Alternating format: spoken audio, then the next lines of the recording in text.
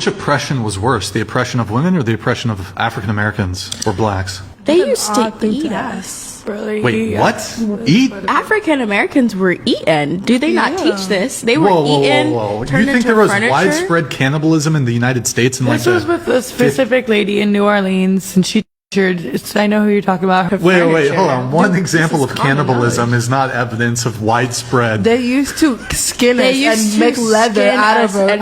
Like, why is that even a question? I think he's saying because you're only pointing to like one example. It's not one example. 1837, on the Portuguese slave ship the Aragante, the captain killed an enslaved man, cooked him, and made the other enslaved people eat him.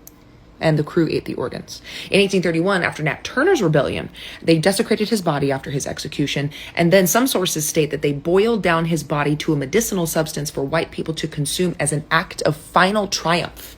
Vincent Woodward has a whole book about the incidents of this happening, the consumption of black bodies, not just literally, but physically, intimately. It's well documented. And within that book, there's another slave owner, a Kentucky man, who butchers and cooks an enslaved person in front of other enslaved people as a form of psychological terror. And then in 1888, the Mercury in Philadelphia releases an expose exposing white doctors who are tanning the skin of black people to make shoes and cigar boxes. One of the physicians was quoted as saying that black skin makes a specifically enduring leather. There was also cases in Mississippi of them making belts and purses and things from black skin. They also used black babies as alligator bait. That's documented in multiple sources. They thought it was so hysterical they made postcards about it. Would use them as bait to hunt alligators, or would just feed them to alligators.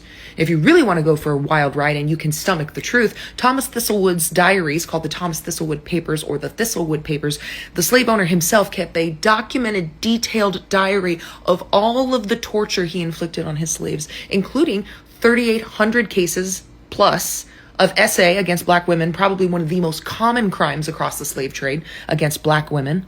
And he also invented what was called the Derby's dose, where he would flog a slave and then rub pickle juice or lime juice into their skin and then make another enslaved person defecate in their mouth.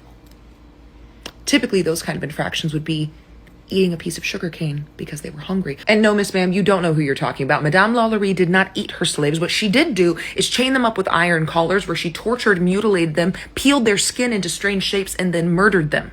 Just because you people are not educated enough to know what actually happened and you don't want to believe it because it makes you uncomfortable doesn't mean it didn't happen.